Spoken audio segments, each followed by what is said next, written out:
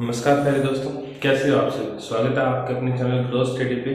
और जैसे कि आपने जानते हैं कि हमने एक सीरीज चला रखी थी कि हम सनवाइज इतिहास की महत्वपूर्ण घटनाएं याद करते हैं, तो उसी में आज बात करते हैं सन 1905 की। सन 1905 याद करते हैं तो हमारे दिमाग में सिर्फ एक ही बात आती है, सबसे पहले वो है बंगाल विभाजन। मतलब हमारे अंग्रेजों द्वारा एक ऐसी साजिश जो हमारे देश को दो टुकड़ों में विभाजित करने की थी। जैसे कि आप जानते हैं कि जब ये आज़ादी से पहले के टाइम था तो उस टाइम बंगाल बहुत ग्रेजुएट स्टेट था। मतलब वहाँ पे मतलब शिक्षा बहुत ज़्यादा थी, शिक्षित लोग बहुत ज़्यादा थे। और उसी के साथ वहाँ पे क्या होता, शिक्षित थे तो वहाँ पे लोग गुलामी सहन नहीं करते थे, तो यानी वहाँ से क्रांतिकारी लोग वगैरह बहुत उठते थे। तो इन सबको देखते हुए लॉर्ड कर्जन जो उस समय का वायसराय था, तो उसने एक डिसीजन लिया कि क्यों ना बंगाल को दो हिस्सों में बांट दिया जाए, एक पूर्वी और एक पश्चिमी। तो उसको ये देखते हुए उसने 19 जुलाई 1905 को बंगाल विभाजन किया। बंगाल विभाजन का मेन उद्देश्य था कि बंगाल में एक साइड मुस्लिम आबादी की जाए और एक साइड हिंदू आबादी की जाए, जिससे मुस्लिम हिंदू दोनों आपस में लड़े और वो राज करते रहे। लेकिन बंगाल में ऐसा कुछ नहीं हुआ और लोगों को उनकी चालें समझ में आ गई। तो बंगाल विभाजन ये करने वाला कौन था? लॉर्ड कर्जन, जो उस समय वहाँ का वायसराय था, उस समय भारत का वायसराय था। इसकी घोषणा 19 जुलाई 1905 को की गई। ठीक, जैसे ही घोषणा हुई तो जैसे कि हमारे उस समय संगठन सबसे बड़ा कांग्रेस था, तो कांग्रेस ने थोड़ी गाड़ी और 7 अगस्त 1905 को कलकत्ता के टाउन हॉल से स्वदेशी या बंग भंग आंदोलन की घोषणा कर दी। मतलब बोल दिया आपसे बंग भंग आंदोलन चलवाए, स्वदेशी आंदोलन, जिसके अंदर क्या होता था कि अंग्रेजों के स्कूल है उसमें बच्चे नहीं जाते थे पढ़ने, अंग्रेजों की कोई दुकानें थी तो उससे सामान नहीं खरीदते थे। मतलब अंग्रेजों का पूर्णतः बहिष्कार किया गया था। इस आंदोलन का संचालन मुख्यतः सुरेंद्रनाथ बनर्जी एवं कृष्ण कुमार मिश्र ने किया। और उसमें इनके जैसे और भी लोग थे, जैसे उनमें नरमपंथी नेताएं और थे। तो कंक्लूजन ये निकलता है कि बंगाल विभाजन कब हुआ? 1905 में। उस समय वायसराय कौन था? Lord Curzon. ठीक है, इसकी घोषणा कब की? 19 जुलाई 2005 को। ये लागू कब हुआ? 16 अक्टूबर 1905 को।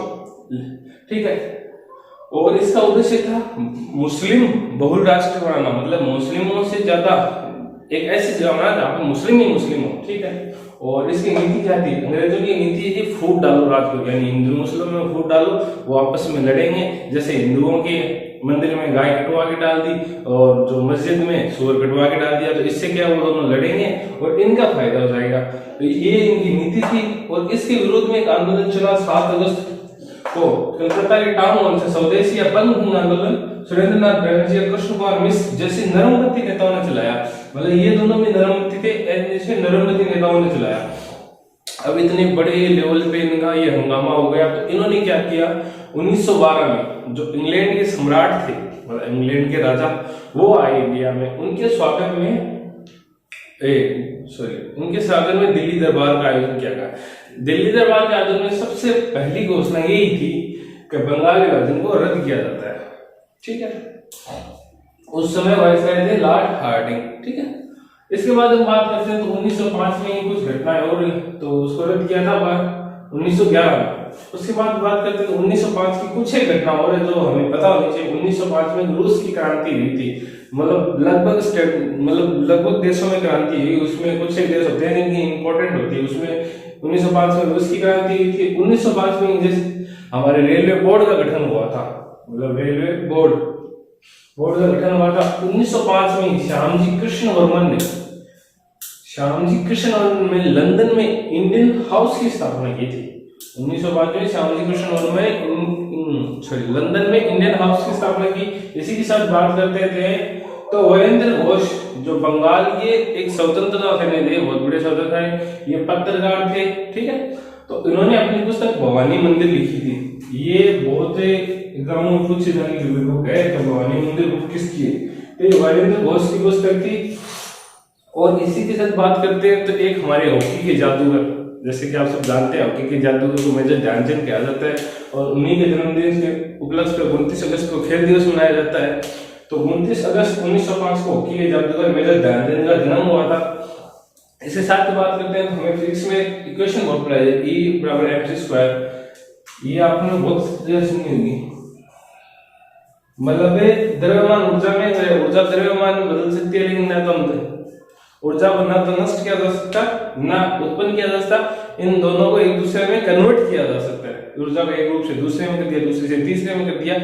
तो वही है, आइंस्टाइन ने एक समीकरण दी E बराबर mc², वो भी 1905 में दी थी। लो एक बार रिवाइज कर लेते हैं। 1905 की सबसे बड़ी घटना बंगाल का विभाजन हुआ था, इसकी घोषणा की थी, अर्थात इससे वायु था लाल कर्जन घोषणा की थी 19 जुलाई 1905 को, लागू हुआ 16 अक्टूबर 1905। भाई एक बात तो बता दो आपको, 16 अक्टूबर 1905 को भी संपूर्ण बंगाल में नरमपंथी नेताओं ने शोक दिवस के रूप में मनाया। मतलब इस दिन जब विभाजन हुआ तो वे अपने अंदर से कुछ वो दुख तो हुआ, उसके उसमें शोक दिवस मनाया गया सभी ने। और इसके बाद बात करते हैं तो 1911 में इसको रद्द कर दिया गया। नीति थी अंग्रेजों में फूट डालो राज करो, और इससे उद्देश्य था एक मुस्लिम बहुल राष्ट्र बनाना, एक राष्ट्र स्टेट बनाना, ठीक है।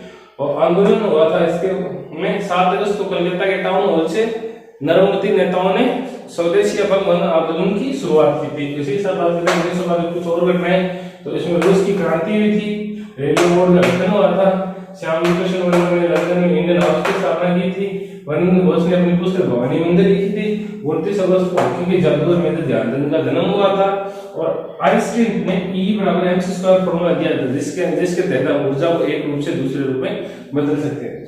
तो फिर दोस्तों कैसा लगा आपको ये बताना, कमेंट और शेयर जरूर करना, और अपने चैनल को सब्सक्राइब जरूर करना। धन्यवाद। जय हिंद, जय भारत।